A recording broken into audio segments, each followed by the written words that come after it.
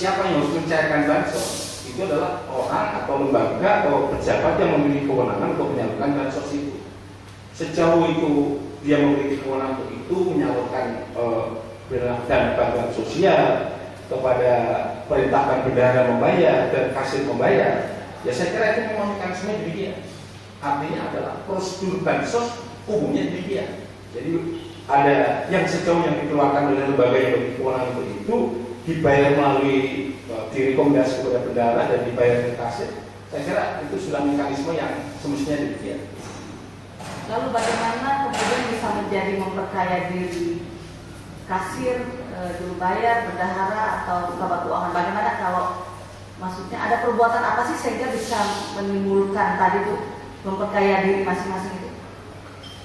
Jadi begini ya, saya belum jelas dari pertanyaan ini. Kalau bansos itu diterima oleh lembaga sosial yang menerima, apakah itu memperkaya diri sendiri?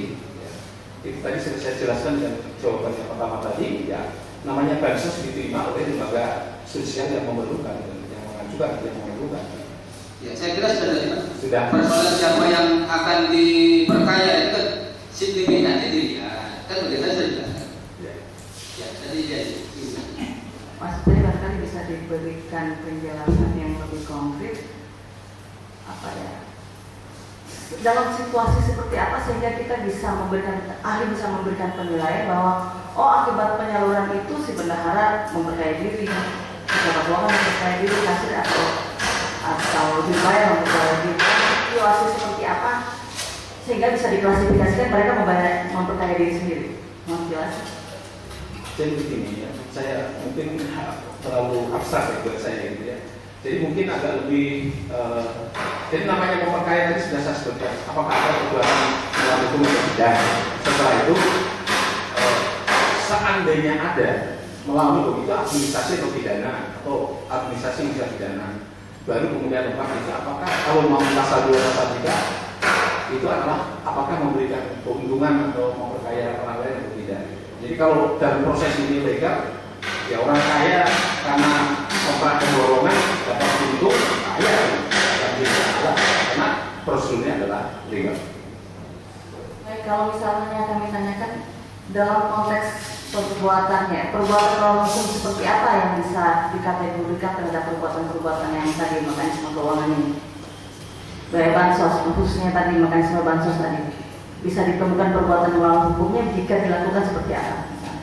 Jadi seperti tadi saya kemukakan bahwa urusan melawan hukum dalam konteks penggunaan wewenang, tentu saja itu terkait dengan pengelolaan keuangan daerah, yaitu aturan-aturannya adalah dalam hukum administrasi. Ya.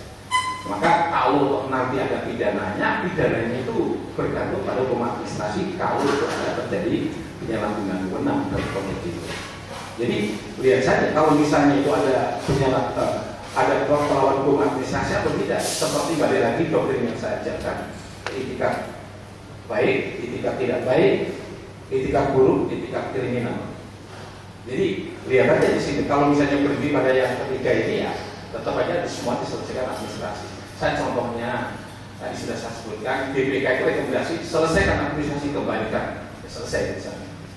Kira-kira begitu Pak. Jadi kalau sepanjang pengadministrasian sudah sesuai dengan aturan, masih bisa ditarik nggak perbuatan melawan hukum pidananya? Menurut ahli begini, dalam hal perbuatan hukum yang mana? Kalau itu perbuatan melawan hukum yang termasuk kategori pasal 3, kalau itu ditujukan kepada seorang pejabat pemerintah daerah, itu mestinya adalah terjadi, buktikan lebih dulu bahwa itu terjadi penyalahgunaan wewenang. Apakah ada satu proses? Tadi saya sudah sebutkan. Ada anggaran, ada dibayarkan. Kalau ditarik lurus begitu dia menggunakan wewenang sesuai dengan tujuannya atau tidak dan seterusnya sampai nggak dari ujung ke ujung. Kalau itu sudah sampai dari proses sampai pada penetapan dia itu dibayar, yang menurut dia adalah kalau itu sepanjang dia menggunakan wewenangnya sesuai dengan wewenang yang diberikan oleh undang-undang, ya tidak terjadi penyalahgunaan wewenang. Dan kalau tidak terjadi penyalahgunaan wewenang, maka dikatakan tadi menguntungkan atau memperkaya, ya saya kira tidak relevan seperti itu. Konkretnya kalau misalnya dalam penyaluran bansos seperti apa sih penyalahgunaan wewenang seperti yang ada di pasal 3? Yaitu begini, saya tergantung pada kasus per kasus ya. Saya tidak bisa komentar secara umum. Mungkin kalau saya beri contoh ekstrim begini, dana bantuan sosial dipakai untuk di rumah sendiri, contoh ekstrimnya. Mengenai penyalahgunaan wewenang, mohon pendapat ahli. Ada satu SK kepala daerah yang memberikan kewenangan kepada pejabat kepala bagian keuangan untuk menyalurkan dana bansos ya. Kemudian ada disposisi ya. Jadi selain tadi kewenangan yang dilimpahkan tadi itu, kemudian ada disposisi mulai dari kepala daerah berjenjang sampai sekda, sampai ke kepala keuangan, sampai ke bendahara pengeluaran. Bagaimana ahli melihat perbuatan melawan hukum bisa timbul di sini tuh jika seperti apa perbuatan yang terjadi? Jadi begini, tadi saya sudah menjelaskan kalau disposisinya itu diberikan oleh pejabat yang wewenang untuk menerbitkan disposisi itu untuk penyaluran dana bansos, yang menurut saya itu legal sah, gitu ya. Tidak bisa dikatakan sebagai perbuatan melawan hukum. Gitu ya. Kemudian SK pemberian wewenang tadi itu kalau misalnya dia mendelegasikan sebagai bentuk wewenang kepada bawahnya juga sah juga. Jadi kalau menurut ahli, kalau misalnya kata-kata ada disposisi dan sebagainya, ya prosedur itu yang wajib dilakukan.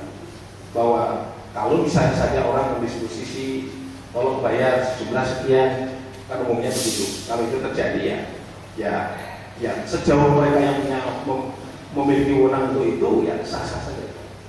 Jika kita kaitkan dengan pasal 51 KUHP, bagaimana pendapat ahli? Maksudnya bisa dijelaskan? Iya, di dalam pasal mohon izin, di dalam pasal 51 KUHP itu ayat pertama, mohon izin membacakan ini, barang siapa melakukan perbuatan untuk melaksanakan perintah jabatan yang diberikan oleh penguasa yang berwenang tidak dipidana.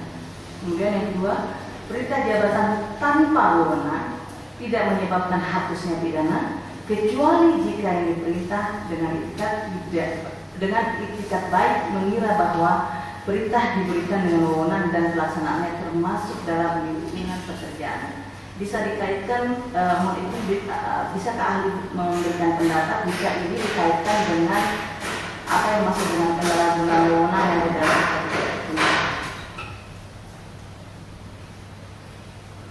dikaitkan dengan penyalahgunaan. ya, dengan definisi penyalahgunaan wewenang yang ada di pasal 3.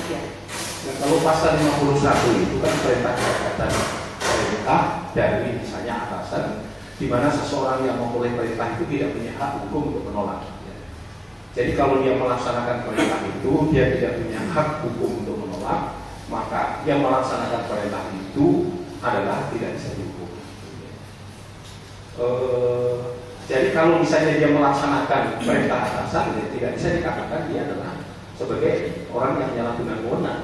Karena apa? Karena itu memang pertama dari perintah dari atasannya itu adalah dia punya wewenang untuk itu, untuk melakukan itu, dan itu dilakukan sedemikian rupa, dan itu ada dokumen bukti yang menyertainya, maka terhadap pasal 51 ini maka seseorang tidak bisa dihukum karena melaksanakan disposisi yang itu disposisi itu memang yang mendisposisi punya kewenangan, dan itu misalnya kalau punya uang kaya juga sudah jelas dan seterusnya. Namun demikian biasanya saya sudah biasanya kan bertanya apakah ini tidak terlalu besar kalau misalnya dananya tidak cukup atau mungkin bagaimana, biasanya kan ada kemungkinan yang kalau terjadi keganjilan, kalau tidak ya maksudnya sah-sah saja.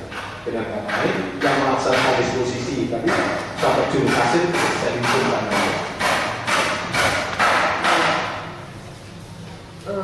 Konkretnya nih ketika kewenangan, misalnya ada memo atau perintah dari kepala daerah, ada kepala keuangan yang juga sudah diberikan kewenangan, atau perintah bayar kepada bendahara yang juga berwenang untuk membayar, maka ketika itu dilaksanakan berarti pasal 51 berlaku.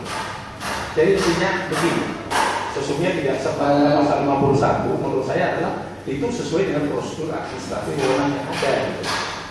Tadi ya, sejauh yang tadi sudah saya jelaskan kewenangan itu. Jadi ada dasar yang